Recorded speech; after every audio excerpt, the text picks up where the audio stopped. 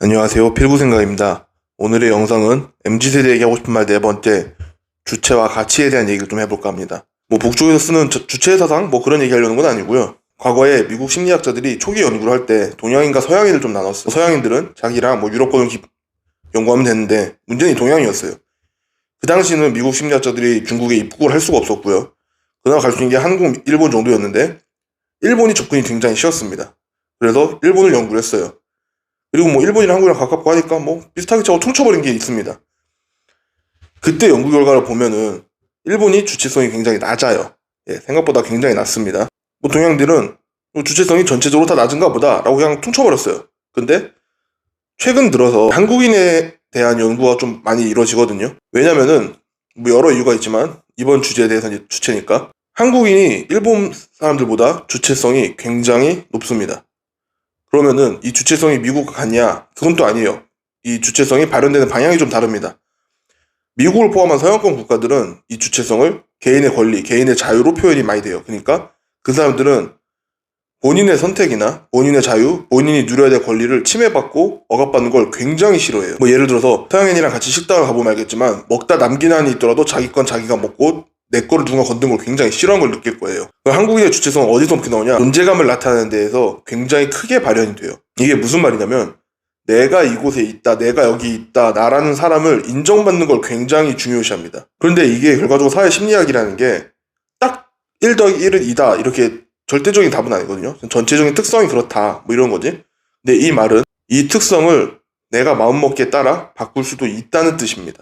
과거에 우리나라의 사회가 작을 때는 인구 자체도 작고 회사에 가도 인원이 적었어요. 그때 현대, 삼성 굉장히 작았습니다. 전체 직원이 100명, 200명 이 정도밖에 안 되는 작은 회사였어요. 그때는 내가 이 회사의 100분의 1 내가 빠지면 굉장히 크게 티가 나요. 그 말은 내가 존재감을 느끼기 싫어도 억지로 느끼면서 살았어요. 그렇게 살 수밖에 없는 작은 사회를 가진 구조였어요. 지금은 아니죠. 삼성과 현대 같은 대기업들이 직원 수가 벌써 몇십만 달이에요. 100만을 향해 달려갑니다. 거기서 나의 존재감을 내가 얼마나 느낄 수 있을까요? 이 존재감에도 주체성이 발현된다는 게 무슨 말이냐면 주체성이 만족이 된다, 즉 나의 만족도가 충족이 된다. 이 말은 곧 행복해질 수 있는 방법인데 우리나라 사람같이 주체성이 존재감을 드러내는 것에 나타나는 경우에는 내 존재감이 드러나지 않는다, 내 존재감이 인정받지 못한다, 이 말은 행복해질 수 없다는 말입니다. 과거에는 먹혔을지 몰라도 지금은 안 먹히는 방법이라는 거예요. 그래서 제가 가치 얘기를 같이 하려고 합니다. 라임 지렸죠? 이 가치 얘기를 하고자 하면은 일단 종교 얘기를 좀 해볼게요. 간단하게. 저는 우리나라의 종교 분포들을 보면 굉장히 우리나라가 불쌍합니다. 안타까워요.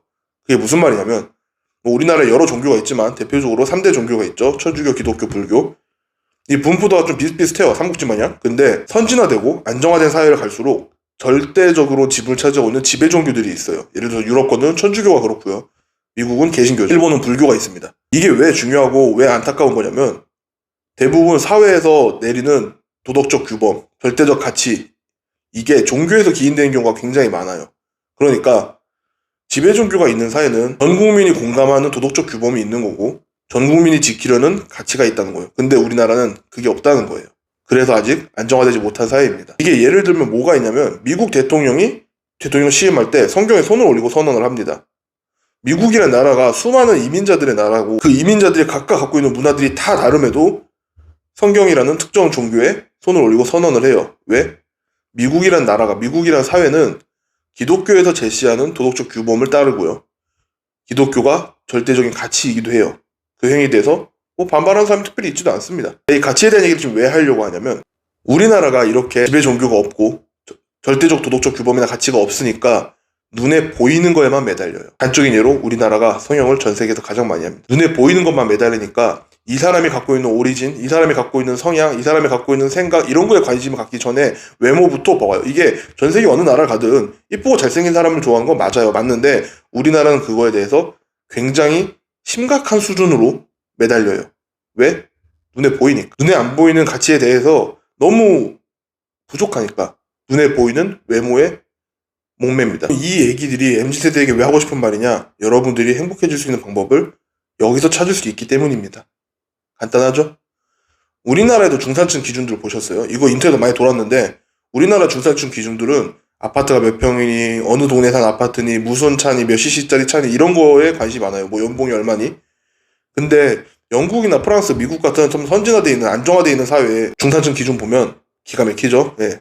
프랑스가 제가 기억나는 기준이 뭐 자신만이 할 수 있는 요리 레시피 하나쯤은 갖고 있다. 자신이 다룰 수 있는 악기가 하나쯤은 있다. 뭐 영국 같은 경우는 페어플레이를 한다. 양약 강강을 한다.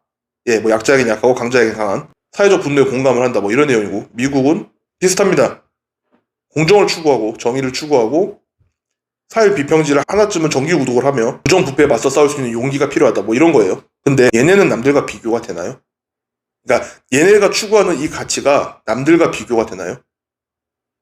우리나라가 추구하는 가치는 남들과 비교되기 참 쉽죠. 수치화가 되고 눈에 딱 들어오니까. 근데 얘네가 추구하는 이 가치가 남들과 비교가 되나요?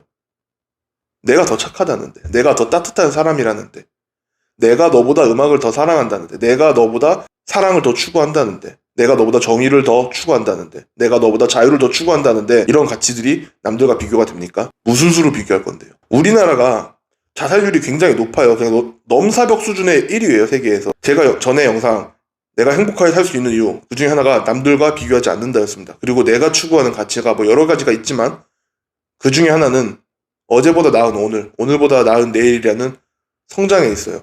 오늘 끓인 김치찌개가 더 맛있어요. 어제 나는 김치찌개를 못 끓였지만 지금의 나는 김치찌개를 끓일 수 있다는 이 성장. 남들이 보면 그게 무슨 성장이야 싶겠지만 나한테는 그게 성장이니까. 내가 그렇게 정했다는데 어제의 나보다 오늘의 내가 좀 더 나은 사람이라고, 좀 더 나아졌다고, 할 수 없는 걸 할 수 있게 됐다고 내가 정했는데 무슨 수로 남들이 나한테 뭐라 할 건데. 나는 거기서 내 존재감을 느끼고 만족도를 채우면서 행복감을 추구합니다. 여러분은 어떤가요? 이 영상을 보는 사람들 뿐만 아니라 이 영상을 안 보는 사람들도 이 나라에서, 이 사회에서 살면서 사실은 여러분도 알게 모르게 눈에 보이고 수치화되는 거에 목매면서 알게 모르게 남들과 비교를 하고 스스로 불행을 추구한 건 아닌가요? 대부분의 사람들이 남들과 비교를 할 때 나보다 못한 사람과 나를 비교하면서 우월감을 느끼지 않아요. 뭐 그런 변태들이 있긴 해요. 근데 대부분의 사람들은 본인이 생각했을 때 본인보다 나은 사람이라고, 본인보다 잘 나간다고 생각하는 사람들과 비교를 합니다. 눈에 잘 보이는 걸로, 수치화로 딱 떨어지는 걸로. 걔는 아파트 몇 평 사는데 난 아파트 몇 평 살아. 걔는 어느 동 사는데 난 어느 동 살아. 걔네 자식은 학교가 몇 등 간다는데 내 자식은 학교도 몇 등밖에 안 돼. 걔네는 연봉이 얼마라는데 우린 연봉이 얼마야. 이런 식으로 굉장히 피곤해지고 불행해질 겁니다. 스스로 불행을 쫓아가고 있는 거예요. 전에도 말했지만 저는 여러분한테 바라는 게 딱히 없어요. 굳이 바라는 걸 말하자면 라이브를 할 수 있는 최소의 구독자만 나오면 됩니다. 난 그냥 바라는 게 사실 별로 없어요. 라이브가 내 취미가 될 것 같아서. 근데 여러분은 잘 돼야 됩니다. 여러분들이 자살률을 줄여줘야 되고, 여러분이 잘 되고 열심히 돈 벌어서 세금도 내줘야 돼요. 국민연금도 내줘야 돼. 그래야 내가 나이 먹고 국민연금을 받을 수 있어요. 내 조카들, 내 자식 새끼들이 크는 과정에서 좀 더 선진화되어 있고 좀 더 안정화되어 있는 사회에서 살게 하려면 여러분들부터 바꿔야 돼요. 내 세대는 솔직히 좀 늦은 감이 있어요. 네. 우리나라가 놓친 마지막 세대가 내 세대였으면 좋겠습니다. MZ세대만이라도 놓치지 않으려면 여러분들 스스로라도, 그리고 여러분들 자식으로 두고 있는 사람들은 좀 바뀌었으면 좋겠어요. 그게 여러분들이라도 놓치지 않는 방법이라고 생각합니다. 그래서 이 영상을 찍은 것도 있고, 현대 사회에서 여러분이 남들과 비교하기 좋은 것들로 비교하면서 살면요, 본인의 삶을 본인이 이기면서 사는 경우가 거의 없습니다. 몇 명 없어요. 지금같이 인터넷으로 지구촌 한마당이라 하죠? 70억 분의 1이 돼야 돼요. 과거에 한 4, 50년 전만 해도 우리나라 부자가 전 세계 최고 부자인 줄 알았어요. 근데 지금 보니까 뭐 전 세계 순위에서 뭐 100위권, 200위권 뭐 간당간당한다 막 이러면 하면 딱히 부자인가 싶기도 하고 그렇잖아요. 그런 사람들도 그런데 여러분들은 70억 분의 1이 싸워야 된다니까. 남들과 비교를 하려면. 왜냐면 SNS나 인터넷이 너무 발달해버렸으니까. 그러니까 남들과 비교가 안 되는 나만의 눈에 보이지 않더라도 내 스스로 만족도를 채울 수 있는 나만의 가치가 필요합니다. 내가 중요시하는 가치가 필요해요. 현재 여러분의 주요 가치는 어떻습니까? 원래 이런 말을 할 때 좀 잔잔한 노래가 싹 나와줘야 좀 눈물샘 자극하고 할 텐데 제가 그런 편집 기술은 없어서 각자 머릿속으로 상상하면서 생각을 한번 해봅시다. 여러분의 삶이 좀 더 행복해졌으면 좋겠습니다. 여러분이 여러분을 인정하는 그런 자세도 필요하고요. 남들과 비교되지 않는 수치화하기 힘든 여러분의 주요 가치를 찾았으면 좋겠습니다. 그 주요 가치로 여러분 스스로의 만족도를 채우고 존재감을 느끼면서 여러분의 삶이 좀 더 행복해지고 극단적인 선택을 하는 경우가 없어졌으면 좋겠어요. 많이 없어졌으면 좋겠어. 만약 저의 이 간절한 소리가 여러분께 전달이 되었다면 좋아요, 구독 부탁드리고 앞으로도 잘 부탁드리겠습니다. 끝!